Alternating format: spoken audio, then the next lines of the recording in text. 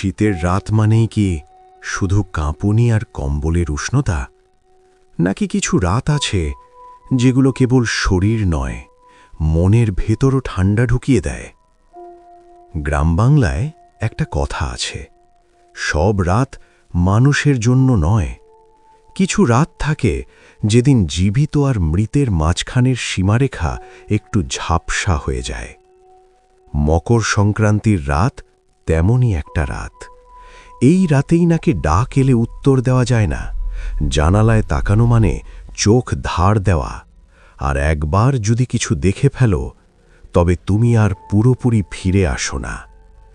আজ আমি আপনাদের শোনাব এমনই এক গ্রামের গল্প, যেখানে এক রাতে একটা জানালা আর একটা দেখাই সব কিছু বদলে দিয়েছিল। গল্পটার নাম মকর সংক্রান্তির রাত্রি।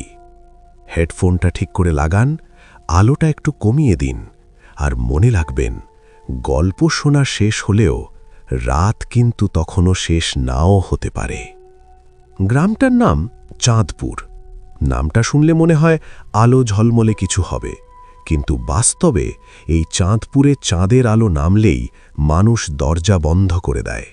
কারণ এখানে সবাই জানে মকর সংক্রান্তির রাত্রি সাধারণ রাত নয়। এই রাতটা শীতের সবচেয়ে গভীর রাত। দিন আর রাতের সীমারেখা নাকি এই রাতে একটু বেঁকে যায়। বুড়োরা বলে এই রাতে জীবিত আর মৃতের মাঝখানের পর্দা পাতলা হয়ে যায়। আমি তখন কলেজে পড়ি। শহরে বড় হয়েছি, ভূতপ্রেত নিয়ে বিশ্বাস নেই বললেই চলে। শীতের ছুটিতে মামার বাড়ি চাঁদপুরে এসেছিলাম। মামার বাড়ি গ্রামের একদম শেষ প্রান্তে। তারপরে শুরু হয়েছে খোলা মাঠ, বাঁশঝাড় আর একটা শুকনো খাল, আর তার ওপারেই শ্মশানতলা। মকর সংক্রান্তির আগের দিনটা চাঁদপুর গ্রামে অদ্ভুতভাবে দুভাগে ভাগ হয়ে যায়। সকাল থেকে দুপুর পর্যন্ত গ্রাম যেন একেবারে অন্য রকম। প্রায় প্রতিটা উঠোন থেকেই ভেসে আসে চাল ভাজার গন্ধ। মেয়েরা উঠোনে বসে গোল গোল করে পিঠে বানাচ্ছে, ভাপা, পাটিসাপটা, দুধপুলি, খেজুর রসের হাঁড়ি নামানো হচ্ছে গাছ থেকে। ছেলেরা খালের ধারে গিয়ে রস নিয়ে আসছে, মুখে হাসি। বাইরে থেকে দেখলে মনে হবে এটা শুধুই উৎসব, কিন্তু আমি খেয়াল করছিলাম আরেকটা জিনিস। দুপুর গড়াতেই গ্রামের কথাবার্তার সুর বদলাতে শুরু করল। হাসির মধ্যে ঢুকে পড়ল ফিসফিসানি। কেউ কারো দিকে তাকিয়ে হঠাৎ চুপ করে যাচ্ছে। বুড়োরা বার আকাশের দিকে তাকাচ্ছে। মেঘ নেই, তবু যেন কিছু গুনছে। আমি দেখলাম একজন বৃদ্ধা পুকুর থেকে জল তুলে আনছে, কিন্তু বাড়ি ঢোকার আগে 3 বার পুকুরের দিকে থুথু ছিটিয়ে নিল। আরেক বাড়িতে দেখলাম দরজার চৌকাঠে লাল সিঁদুর দিয়ে আঁকা হচ্ছে একটা অদ্ভুত চিহ্ন। আমি জিজ্ঞেস করতেই উত্তর এলো, চুপ কর, আজকের দিনে এসব জিজ্ঞেস করতে নেই। বিকেল নামতেই গ্রাম যেন ধীরে ধীরে গুটিয়ে যেতে লাগল। পশুগুলোকে গোয়ালে ঢুকিয়ে দরজা বন্ধ করা হলো। কুকুরগুলো অস্বাভাবিকভাবে চুপ। পাখিরাও যেন আগে ভাগেই গাছে ঢুকে পড়েছে। সূর্য ডুবে যাওয়ার ঠিক আগে আমি দেখলাম শ্মশানের দিকের বাঁশঝাড়ে হালকা নড়াচড়া। হাওয়া নেই, তবু বাঁশের পাতা নড়ছে। একটা ঠান্ডা স্রোত পিঠ বেয়ে নেমে গেল। সন্ধে নামার সঙ্গে সঙ্গে মামি আমাকে স্পষ্ট করে বলে দিলেন, সূর্য ডোবার পর কেউ মাঠে যাবে না, খালের ধার ধরা যাবে না, আর শ্মশানের দিকে তাকানো একেবারেই নিষেধ। আমি হেসে বলেছিলাম, এত নিয়ম কেন? মামি আমার দিকে তাকালেন। তার চোখে হাসি ছিল না। তিনি শুধু বললেন, কারণ আজ রাতটা মানুষের নয়। ঠিক তখনই দূরে কোথাও থেকে খুব ক্ষীণ একটা শব্দ ভেসে এলো, ঢং ঢং। মনে হলো এটা ঢাক না, মন্দিরের ঘণ্টাও না, কোনো ভারী জিনিস মাটির গভীর থেকে আঘাত করছে, এমন একটা শব্দ। আর সেই শব্দের সঙ্গে সঙ্গে চাঁদপুর গ্রাম আলো নিভিয়ে ফেলল। সন্ধ্যা নামার আগেই মামার বাড়ির ভেতরের পরিবেশ বদলে গেল। দিনভর যেসব দরজা জানলা খোলা ছিল, এক এক করে সেগুলো বন্ধ হতে লাগল। বন্ধ করার সময় মামি প্রতিটা দরজার চৌকাঠে হালকা করে জল ছিটিয়ে দিচ্ছিলেন। সে জল সাধারণ নয়, গঙ্গা জল আর সর্ষে মেশানো। আমি লক্ষ্য করলাম তিনি দরজা বন্ধ করার আগে চৌকাঠে হাত রেখে ঠোঁট নাড়াচ্ছেন। কি বলছেন শুনতে পেলাম না, কিন্তু শব্দগুলো যেন প্রার্থনার নয়, বরং অনুরোধের মতো। ঘরের কোণায় একটা পুরনো কাঁসার থালা বের করা হলো। তার ভেতরে রাখা হলো কয়েক মুঠো চাল, এক চিমটি নুন, হলুদের ছোট গাঁট আর একটা লোহার পেরেক। আমি অবাক হয়ে জিজ্ঞেস করলাম, এসব কি? মামি ধীরে বললেন, পথ ভুললে যেন ঘরে ঢোকার রাস্তা না পায়। সন্ধ্যা ঠিক নামার মুহূর্তে তুলসীতলায় প্রদীপ জ্বালানো হলো, কিন্তু প্রদীপটা সাধারণ দিনের মতো নয়, একটা নয়, 3টে সলতে। মামি বললেন, একটা জীবিতদের জন্যে, একটা মৃতদের জন্যে, আর একটা যারা মাঝখানে আটকে আছে তাদের জন্যে। এই কথা শুনে ঘরের ভেতর হঠাৎ ঠান্ডা অনুভব করলাম। উঠোনে একটা পুরনো গামছা পাতা হলো, তার উপর রাখা হলো চাল, নুন, সর্ষে আর একটা ভাঙা মাটির হাঁড়ি। আমি লক্ষ্য করলাম হাঁড়িটা ইচ্ছে করেই ভাঙা। মামি বললেন, পূর্ণ জিনিসে ওদের টান বেশি, ভাঙা জিনিসে নয়। ঘরের দরজার সামনে একটা পুরনো লোহার দা উল্টো করে রাখা হলো, ধারটা ভেতরের দিকে। আমি জানতে চাইলাম কেন। মামা উত্তর দিলেন, লোহার গন্ধে ওরা দিশা হারায়, ধার ভেতরে মানে যা আসবে ভেতরে ঢুকতে পারবে না। এই রাতের সবচেয়ে কঠিন নিয়মটা ছিল নাম ধরে ডাকা যাবে না। মামি স্পষ্ট করে বললেন, এই রাতে কেউ কারো নাম নেবে না, নাম নিলে ওরা মনে করে ডাকটা তাদের জন্যে। তাই আমাকে আর আমার মামাকে সেই রাত থেকে নাম ধরে ডাকা বন্ধ হলো। এই শোনো, ওখানে এসো, এইভাবেই কথা চলতে লাগল। সবশেষে মামি আমার দিকে তাকিয়ে বললেন, যদি কেউ বাইরে থেকে ডাকে, কণ্ঠ চেনা লাগলেও উত্তর দেবে না, জানালায় তাকাবে না, কারণ মকর সংক্রান্তির রাতে ওরা মুখ ধার করে আসে। এই কথার ঠিক পরেই বাইরে কোথাও থেকে একটা কুকুর কেঁদে উঠল। একবার, দুবার, তারপর হঠাৎ চুপ। আর সেই নীরবতার মধ্যে মামার বাড়ি রাতের জন্যে প্রস্তুত হয়ে গেল। রাতটা হঠাৎ করে নামে না, রাত যেন ধীরে ধীরে গ্রামের গায়ে চেপে বসে। ঘরের ভেতর বসে আমি সময়ের হিসেব হারিয়ে ফেলেছিলাম। ঘড়ির কাঁটা এগোচ্ছে, কিন্তু শব্দ করছে না, এমনই মনে হচ্ছিল। বাইরের কুয়াশা এখন জানালার কাঁচ ছুঁয়ে ফেলেছে। কাঁচের ওপারে কেউ যেন নিঃশ্বাস ফেলছে, এমন দাগ পড়ছে, মিলিয়ে যাচ্ছে। কেউ কথা বলছে না। চুলোর আগুন নিভে গেছে অনেক আগেই, তবু ঘরের ভেতর একটা পোড়া গন্ধ। না ধোয়া, না আগুন, তবু গন্ধটা আছে। মামা এক কোণে বসে চুপচাপ বিড়ি ধরালেন। আগুনটা জ্বলল না। দুবার চেষ্টা করলেন, তৃতীয়বারে আগুনটা জ্বলে উঠল, কিন্তু শিখাটা নীলচে। আমি জিজ্ঞেস করতে যাচ্ছিলাম, মামি চোখের ইশারায় থামিয়ে দিলেন। রাত যত বাড়ছে, শব্দ তত কমছে। ঝিঁঝি পোকাও নেই, দূরের পুকুরের ব্যাঙ ডাকে না, এমনকি কুয়াশার ভেতর দিয়ে হাওয়ার শব্দটাও থেমে গেছে। মনে হচ্ছে গ্রামটা যেন শ্বাস ধরে আছে। হঠাৎ দূরে কোথাও একটা কাঠের টুকরো পড়ে যাওয়ার শব্দ হলো, ঠক। আমি চমকে উঠলাম। মামি ফিসফিস করে বললেন, ওটা নয়। তার মানে এর চেয়েও কিছু আছে। ঠিক তখনই শব্দটা এলো, ঢং। খুব দূর থেকে মাটি ফুঁড়ে উঠে আসা গভীর একটা শব্দ। এটা ঢাক নয়, এটা ঢোল নয়।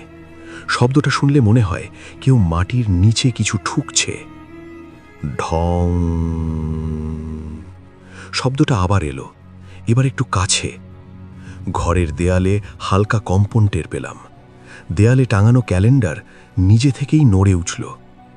মামা বিড়িটা নিভিয়ে দিলেন। 12টা পার হলো।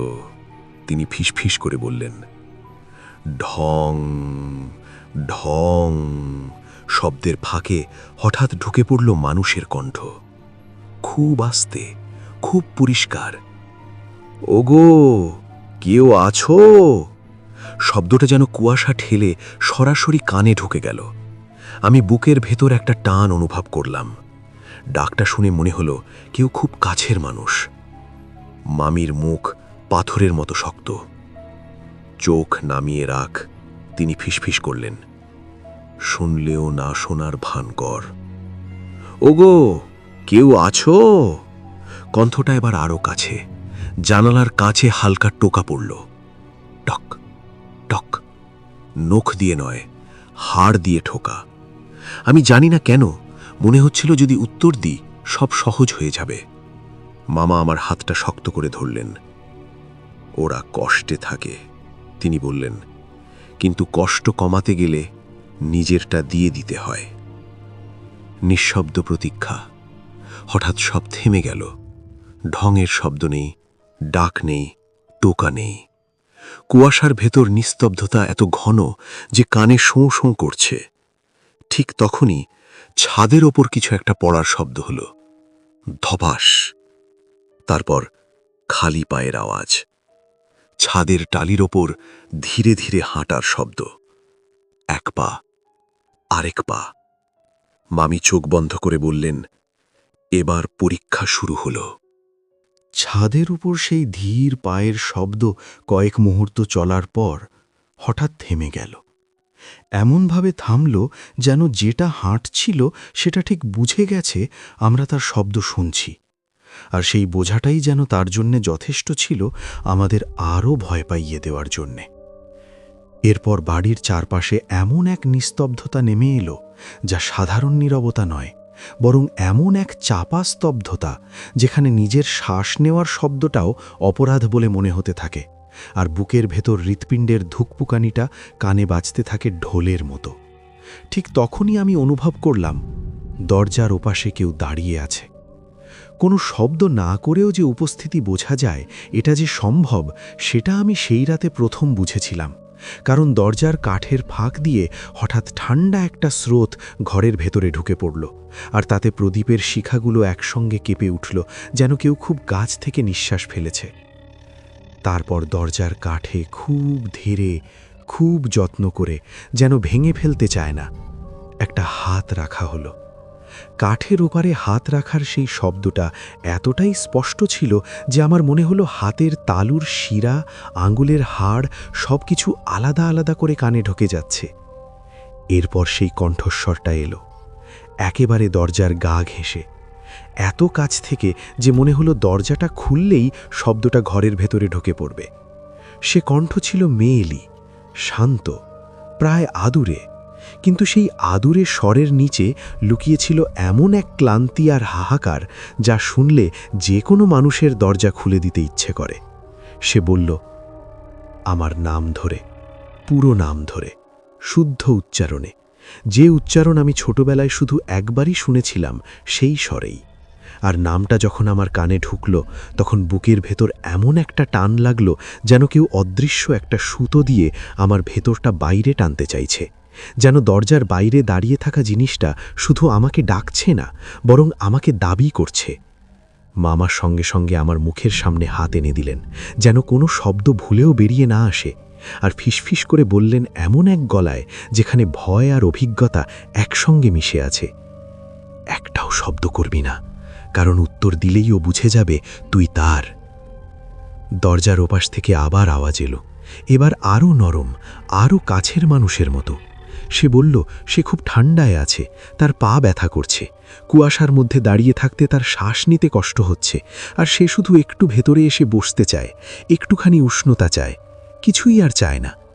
এই কথাগুলো এমনভাবে বলা হচ্ছিল যেন দরজার ওপাশে কোনো অচেনা সত্তা নয়, বরং বহুদিনের পরিচিত কেউ দাঁড়িয়ে আছে, যে আমাদের বাড়ির প্রতিটা কোণ চেনে, আমাদের দুর্বলতা জানে, আর জানে কোন কথায় মন গলে যায়। তারপর সে আবার আমার নাম নিল। এবার গলার স্বর একটু বদলে গিয়েছিল। এবার সেই স্বরে রাগ নেই, কান্না নেই, ছিল শুধু দাবি। ঠিক তখনই দরজার কাঠের নখের মতো কিছু দিয়ে আঁচড় কাটার শব্দ উঠল, খুব ধীরে, খুব গভীরভাবে, যেন কেউ সময় নিয়ে কাঠের গায়ে দাগ কাটছে। আর প্রতিটা আঁচড়ের সঙ্গে সঙ্গে আমার মাথার ভেতর অদ্ভুত একটা ঝাঁ শব্দ বাড়তে লাগল। মামি চোখ বন্ধ করে নিচু গলায় বললেন, নাম নিলে মাথা ঘোরে, আর মাথা ঘুরলেই ও ঢোকার রাস্তা পায়। দরজার ওপাশের কণ্ঠ তখন আর অনুরোধ করছিল না, সে বলছিল, তুমি তো জানো আমি কে, তুমি তো আমাকে চিনতে পারছ, দরজাটা খুলে দাও। আর সেই মুহূর্তে সমস্ত ভয়কে ছাপিয়ে আমার মনে একটা ভয়ঙ্কর উপলব্ধি হলো, দরজার ওপাশে দাঁড়িয়ে থাকা জিনিসটা আমাদের ঘরে ঢুকতে চাইছিল না, সে চাইছিল আমাকে বাইরে নিয়ে যেতে। দরজার ওপাশে দাঁড়িয়ে থাকা সেই সত্তাটি যখন বুঝে ফেলল যে তার অনুরোধ, কান্না আর নাম ধরে ডাকার সব চেষ্টা ব্যর্থ হয়েছে, তখন হঠাৎ করে তার আচরণে একটা পরিবর্তন এলো। এমন একটা পরিবর্তন যা মানুষের হতাশার নয়, বরং শিকারের হাত ফসকে যাওয়া বা কোনো কিছুর ধৈর্য হারানোর মতো। দরজার কাঠের গায়ে রাখা সেই অদৃশ্য হাতটা ধীরে ধীরে সরে গেল, আর তার জায়গায় এক ধরনের ভারী চাপ অনুভূত হতে লাগল, যেন দরজার ওপাশে শুধু একজন নয়, বরং অনেক কিছু একসঙ্গে দাঁড়িয়ে আছে, আর তাদের সম্মিলিত ওজন দরজাটাকে ভেতরের দিকে ঠেলে দিচ্ছে। দরজার পাল্লা কেঁপে উঠল, খুব সামান্য, প্রায় অদৃশ্যভাবে, কিন্তু সেই কাঁপুনিটা মেঝে দিয়ে উঠে আমার পায়ের তালুতে এসে লাগল। আর তখনই বুঝলাম, এই কাঁপুনি শুধু কাঠের নয়, এটা আমাদের চারপাশের সেই অদৃশ্য সীমানাটাকেও কাঁপিয়ে দিচ্ছে, যে সীমারেখা মানুষ আর অমানুষের মধ্যে টানা থাকে। প্রদীপের শিখাগুলো হঠাৎ লম্বা হয়ে উঠল, তারপর একসঙ্গে নিচু হয়ে গেল, যেন কেউ নিঃশ্বাস টেনে আগুনটা গিলে ফেলতে চাইছে। আর ঘরের ভেতর আলো আর ছায়ার সীমারেখা গুলিয়ে যেতে শুরু করল। ছায়াগুলো আর দেয়ালে আটকে থাকল না, মেঝে বেয়ে, আসবাবের গায়ে বেয়ে অস্বাভাবিকভাবে নড়াচড়া করতে লাগল। তারপর শুরু হলো জানালার দিক থেকে। জানালার কাঁচে প্রথমে খুব হালকা একটা চাপ পড়ল, এমনভাবে যেন কেউ কাঁচে কপাল ঠেকিয়ে বাইরে থেকে ভেতরে তাকানোর চেষ্টা করছে। আর সেই চাপের জায়গায় ধীরে ধীরে কুয়াশার ভেজা দাগ জমে উঠল, গোলাকার, মানুষের মুখের মতো। আমি চোখ সরাতে পারছিলাম না, কারণ সেই দাগটার মাঝখানে হঠাৎ করে দুটো গভীর গর্তের মতো ছাপ ফুটে উঠল, যেন চোখের জায়গা। আর ঠিক তখনই কাঁচের ওপাশ থেকে একটা খসখসে শ্বাস নেওয়ার শব্দ ভেসে এলো, এমন শ্বাস যা মানুষের ফুসফুস থেকে বেরোয় না। জানালার কাঠের ফ্রেমে কিছু একটা আঘাত করতে লাগলো, প্রথমে আস্তে, তারপর ধীরে ধীরে জোরে। আর প্রতিটা আঘাতে কাঠের ভেতর থেকে শুকনো কিছুর ভাঙার শব্দ উঠছিল, যেন কাঠের সঙ্গে সঙ্গে পুরনো সুরক্ষাগুলোও ভেঙে পড়ছে। মামি কাঁপা গলায় বললেন যে এই সময়ে জানালায় তাকানো মানে নিজের চোখ ধার দেওয়া, কারণ ওরা সরাসরি ঢুকতে না পারলে মানুষের চোখ দিয়েই ভেতরে ঢোকার পথ খোঁজে। আর সেই কথাটা শোনার সঙ্গে সঙ্গেই আমার মাথার ভেতর অদ্ভুত এক চাপ তৈরি হলো, যেন কেউ ভেতর থেকে আমার চোখ দুটো টেনে নিতে চাইছে। ঠিক তখনই দরজার তালার কাছে ভারী কিছু দিয়ে আঘাত করার শব্দ উঠল, ধাতব একটা শব্দ, লোহার সঙ্গে লোহার সংঘর্ষের মতো। আর তালাটা নিজে থেকেই কেঁপে উঠল, যদিও কেউ একে ছুঁয়ে নেই। আর সেই কাঁপুনির সঙ্গে সঙ্গে দরজার চৌকাঠে রাখা গঙ্গা জল আর সর্ষে মেশানো জলটা ফেনিয়ে উঠল, যেন ফুটছে। আমি স্পষ্ট বুঝতে পারছিলাম, দরজার জানালার এই কাঠ আর কাঁচের সীমানা আসলে শুধু বস্তুগত নয়, এর সঙ্গে জড়িয়ে আছে বিশ্বাস, নিয়ম আর সেই সব নিষেধাজ্ঞা যেগুলো প্রজন্মের পর প্রজন্ম ধরে মানুষ মানতে শিখেছে। আর আজকের রাতে সেই সব নিয়ম এক এক করে পরীক্ষা করা হচ্ছে, কোথায় ফাঁক আছে, কোথায় দুর্বলতা। হঠাৎ দরজার ওপাশ থেকে একটা বিকট বিকৃত হাসি ভেসে এলো, আর সেই হাসির মধ্যে কোনো আনন্দ ছিল না, ছিল শুধু নিশ্চিত হওয়ার শব্দ, যেন সে বুঝে গেছে ভাঙার দরজা কোথায়, আর খুব শিগগিরই সেই জায়গায় আঘাত আসবে। আর ঠিক সেই মুহূর্তে জানালার কাঁচে ভেসে উঠল একটা স্পষ্ট ছায়া, মানুষের নয়, আবার পুরোপুরি অমানুষও নয়। আর সেই ছায়াটা ধীরে ধীরে কাঁচের গায়ে মুখ ঠেকিয়ে এমন এক ভঙ্গিতে হাসল, যেন সে জানে সীমা ভাঙা এখন শুধু সময়ের অপেক্ষা। আমি জানি না ঠিক কোন দুর্বল মুহূর্তে মানুষের নিজের উপর থেকে নিজের নিয়ন্ত্রণটা সরে যায়, কিন্তু সেই রাতে জানালার কাঁচে ভেসে ওঠা ছায়াটার দিকে তাকিয়ে থাকতে থাকতে আমার মনে হলো, আমি আর শুধু দেখছি না, আমি ধীরে ধীরে টানা হচ্ছি। এমনভাবে টানা হচ্ছে যেন জানালার ওপাশের অন্ধকারটা আমার চোখ দিয়ে আমার মাথার ভেতরে ঢুকে পড়তে চাইছে।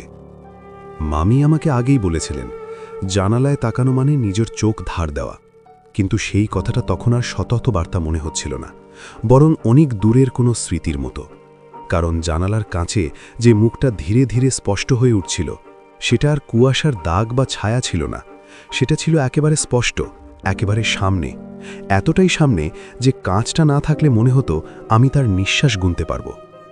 মুখটার গঠন মানুষের মতো, কিন্তু কোথাও কোথাও ভুল, যেন মুখটা বানাতে গিয়ে কেউ তাড়াহুড়ো করেছে। চোখের জায়গায় গভীর অন্ধকার, আর সেই অন্ধকারের ভেতরে হালকা একটা নড়াচড়া, যেন ভেতরে কিছু বেঁচে আছে। আর ঠোঁটের জায়গায় এমন এক ভাঁজ, যেটাকে হাসি বলা যায়, কিন্তু সেই হাসিতে কোনো অনুভূতি নেই, না আনন্দ, না বিদ্রূপ, শুধু জানা থাকার আত্মবিশ্বাস। আমি বুঝতে পারছিলাম আমার চোখ সরানো উচিত, কিন্তু ঠিক সেই মুহূর্তে মনে হলো চোখ সরালেই আমি কিছু হারিয়ে ফেলব, এমন কিছু যা আমি কোনোদিন আর ফিরে পাব না। আর সেই অদ্ভুত অনুভূতির সঙ্গে সঙ্গে আমার বুকের ভেতর একটা ঠান্ডা ভারী চাপ জমতে লাগল, যেন আমার শ্বাসের জায়গা কেউ দখল করে নিচ্ছে। জানালার ওপাশের সেই মুখটা তখন খুব ধীরে ঠোঁট নড়ালো, আর কোনো শব্দ না করেও আমার মাথার ভেতর স্পষ্টভাবে একটা কথা ভেসে উঠল, আমার নিজের কণ্ঠে, আমার নিজের ভাবনার মতো করে, যেন আমি নিজেকেই বলছি, একবার দেখলেই হবে, তারপর সব শেষ। ঠিক তখনই আমার চোখের ভেতর অদ্ভুত একটা জ্বালা শুরু হলো। চোখের পাতা বন্ধ করতে চাইলেও পারছিলাম না, আর চোখের কোণ দিয়ে জল বেরোতে শুরু করল। কিন্তু সেই জলটা কান্নার ছিল না, ছিল এমন এক অনুভূতির, যেন চোখের ভেতরের কিছু গলে যাচ্ছে, যেন চোখ শুধু দেখার জন্য নয়, কিছু দিয়ে দেওয়ার জন্যও তৈরি। আমি অনুভব করলাম আমার মাথার ভেতরে স্মৃতিগুলো এক এক করে নড়ে উঠছে। শৈশবের একটা দুপুর, মায়ের ডাক, স্কুলের মাঠ, শহরের আলো, সবকিছু যেন জানালার ওপাশে দাঁড়িয়ে থাকা ওই সত্তাটার দিকে টেনে নেওয়া হচ্ছে, আর তার চোখের গভীর অন্ধকারে হারিয়ে যাচ্ছে, যেমন আলো কুয়াশার মধ্যে হারিয়ে যায়। হঠাৎ করেই জানালার কাছে একটা বিকট শব্দ হলো, যেন ভেতর থেকে কিছু আঘাত করছে, আর সেই শব্দের ধাক্কায় আমি একটু নড়ে উঠতেই আমার চোখের দৃষ্টি সামান্য কেঁপে গেল, ঠিক সেই এক চুল পরিমাণ সময়ের জন্য। আর ওই সামান্য নড়াচড়ার মধ্যেই আমি বুঝে গেলাম কিছু একটা বদলে গেছে। জানালার ওপাশের মুখটা তখন আর শুধু বাইরে ছিল না, তার ছায়া ঘরের মেঝেতে পড়েছে। আমি স্পষ্ট দেখছিলাম ছায়াটা আমার পায়ের কাছে এসে থেমে আছে, আর সেই ছায়ার ঠান্ডা অনুভূতি আমার পায়ের তালু দিয়ে ধীরে ধীরে শরীরের ভেতরে উঠছে, এমনভাবে উঠছে যেন আমার শরীরের সীমারেখা আর আমার একার নেই। মামার গলা দূর থেকে ভেসে এলো, খুব দূর থেকে, যেন পানির তলায় কেউ ডাকছে, কিন্তু সেই ডাক আর আমার কাছে পৌঁছচ্ছে না, কারণ জানালার ওপাশের সত্তাটা তখন আমার দিকে ঝুঁকে পড়েছে, আর কোনো শব্দ না করেই এমন এক হাসি হেসেছে, যেটা দেখে আমি বুঝে গেলাম এই দেখাটাই ছিল তার দরকার, এই একবারের দেখা, এই এক মুহূর্ত। কারণ জানালার কাঁচে তখন আর কোনো প্রতিবিম্ব নেই, শুধু অন্ধকার, আর সেই অন্ধকারের ভেতরে কোথাও আমার নিজের চোখের মতো কিছু জ্বলছে, খুব ক্ষীণভাবে, খুব দূরে। আর আমি জানি এই আলো আর পুরোপুরি আমার নয়। আমি যখন আবার চোখ খুলেছিলাম, তখন সেটা জেগে ওঠা ছিল না, আবার পুরোপুরি অজ্ঞান অবস্থাও ছিল না, বরং এমন এক মাঝামাঝি জায়গা, যেখানে শরীরটা আছে, কিন্তু শরীরের ভেতরের মানুষটা ঠিক আছে কিনা সেটা নিশ্চিত হওয়া যায় না। চারপাশে তখন সকাল, কিন্তু সেই সকালটা ঠিক সকালের মতো লাগছিল না। সূর্যের আলো উঠোনে পড়েছে, পাখিরা ডাকছে, দূরে কোথাও হাঁড়ি চাপানোর শব্দ, সবই ছিল, কিন্তু সেই সব শব্দ আর আলো যেন একটা পাতলা পর্দার ওপার থেকে আসছে, যেন আমি এই জগৎটাকে সরাসরি দেখছি না, কোনো পুরনো কাঁচের ভেতর দিয়ে দেখছি। আমি উঠোনে শুয়েছিলাম, মাটিটা ঠান্ডা, অস্বাভাবিক রকম ঠান্ডা। মামা আমার মাথার কাছে বসেছিলেন, চোখ লাল, মুখে এমন এক ক্লান্তি যা শুধু ঘুম না হওয়ার নয়, অনেক কিছু হারিয়ে ফেলার পর মানুষের মুখে থাকে। মামি একটু দূরে দাঁড়িয়েছিলেন, আমার দিকে সরাসরি তাকাচ্ছিলেন না। গ্রামের আরও লোক জড়ো হয়েছিল, কিন্তু কেউ কথা বলছিল না জোরে। সবাই এমনভাবে কথা বলছিল যেন বাড়িটা এখনো শুনতে পায়, যেন রাতটা পুরোপুরি শেষ হয়নি, শুধু একটু সরে গেছে। একজন বুড়ো লোক এগিয়ে এসে আমার মুখের সামনে হাত নাড়ল, তারপর খুব ধীরে বলল, চোখে চোখ পড়েছে। এই কথাটার কোনো ব্যাখ্যা দরকার হয়নি, সবাই বুঝে গেল। বুড়ো লোকটা বলল, মকর সংক্রান্তির রাতে যারা জানালায় দেখে ফেলে তারা কেউ পুরোপুরি ফিরে আসে না, কারণ ওই দেখা মানে শুধু দেখাই নয়, সেটা একটা লেনদেন। মানুষ কিছু দেখে আর বদলে কিছু রেখে আসে। আমি তখন বুঝতে চেষ্টা করছিলাম আমি কি রেখে এসেছি। শরীরটা আমারই ছিল, নামটা আমারই ছিল, কণ্ঠস্বরটাও, কিন্তু ভেতরে কোথাও যেন একটা ফাঁক। মামি পরে আমাকে বলেছিলেন, সেই রাতের পর থেকে আমি আর ঘুমের মধ্যে নড়াচড়া করি না। আমি শ্বাস নিই ঠিকই, কিন্তু ঘুমের সময় বুক ওঠানামা খুব কম হয়, যেন শরীরটা ঘুমায় কিন্তু ভেতরের মানুষটা কোথাও অন্য জায়গায় আটকে থাকে। গ্রামের নিয়ম অনুযায়ী আমাকে সেদিন শ্মশানের ধার ঘেঁষে নিয়ে যাওয়া হয়েছিল, কিন্তু শ্মশানের ভেতরে নয়, ঠিক সীমারেখা পর্যন্ত, কারণ যারা পুরোটা যায়নি তাদের আবার সেখানে নিয়ে গেলে বাকিটুকুও থেকে যেতে পারে। সেখানে আমার হাতে একটু নুন আর চাল দেওয়া হয়েছিল, আর বলা হয়েছিল, যা এনেছিস সেটুকু এখানেই রেখে আয়।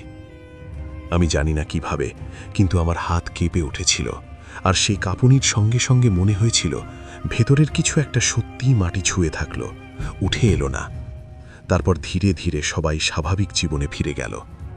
আমি শহরে ফিরে এসেছি, পড়াশোনা শেষ করেছি, চাকরি করছি।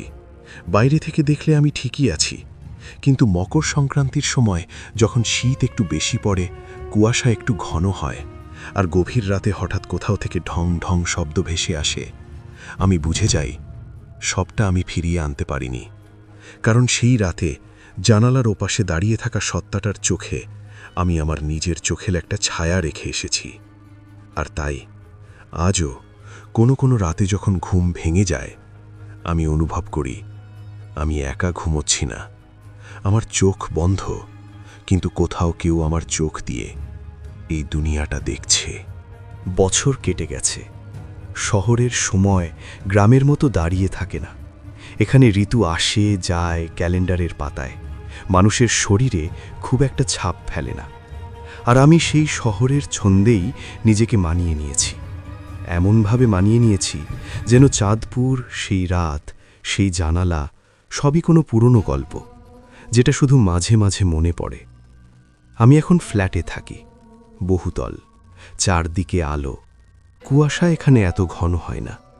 তবু প্রতি বছর মকর সংক্রান্তির আগের রাত এলেই আমার ভেতরে একটা অস্বস্তি জমতে শুরু করে।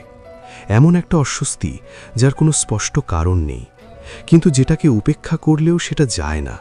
ঠিক যেমন শরীরের ভেতরে লুকিয়ে থাকা কোনো পুরনো ক্ষত শীত এলেই ব্যথা করে ওঠে। সেই রাতে আমি ইচ্ছে করেই দেরি করে ঘুমোতে যাই, লাইট জ্বালানো রাখি, জানালার পর্দা টেনে দিই।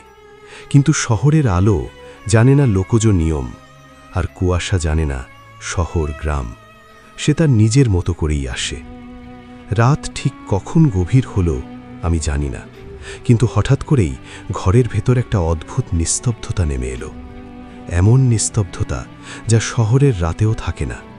আর সেই নীরবতার ভেতরেই আমি প্রথম শব্দটা শুনলাম, ঢং, খুব দূর থেকে, খুব পরিচিত। শব্দটা জানালার বাইরে থেকে নয়, নিচের রাস্তা থেকেও নয়। মনে হলো শব্দটা আমার মাথার ভেতর থেকে উঠছে। আমি উঠে বসলাম, ঘড়িতে দেখলাম রাত 12টা পেরিয়ে গেছে, মকর সংক্রান্তি শুরু। আমি জানালা খুলি না, পর্দা সরাই না, কিন্তু তবু আমি অনুভব করি জানালার ওপাশে কেউ দাঁড়িয়ে আছে। এই অনুভূতিটা দেখা থেকে ভয়ঙ্কর, কারণ এখানে চোখের দরকার হয় না, শুধু মনে হলেই যথেষ্ট।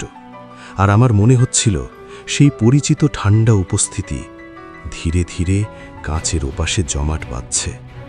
ঠিক তখনই আমার ফোনে একটা নোটিফিকেশন আসে, স্ক্রিন জ্বলে ওঠে। কোনো নাম নেই, কোনো নম্বর নেই, শুধু একটা লেখা, দেখেছিলে। আমি ফোনটা নামিয়ে রাখি, শ্বাস নিতে কষ্ট হয়। কিছুক্ষণ পরে আবার ফোন কাঁপে, আরও একটা লেখা আসে, এখনো দেখছো। এইবার আমি চোখ বন্ধ করি, খুব শক্ত করে, কিন্তু চোখ বন্ধ করলেও কিছু জিনিস দেখা যায়।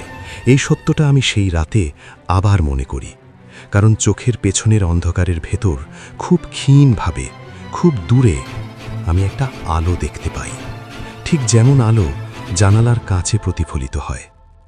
আমি জানি এটা কোনো ফোনের লেখা নয়, এটা কোনো মানুষের পাঠানো বার্তাও নয়, এটা সেই একবারের দেখার ফিরতি মূল্য।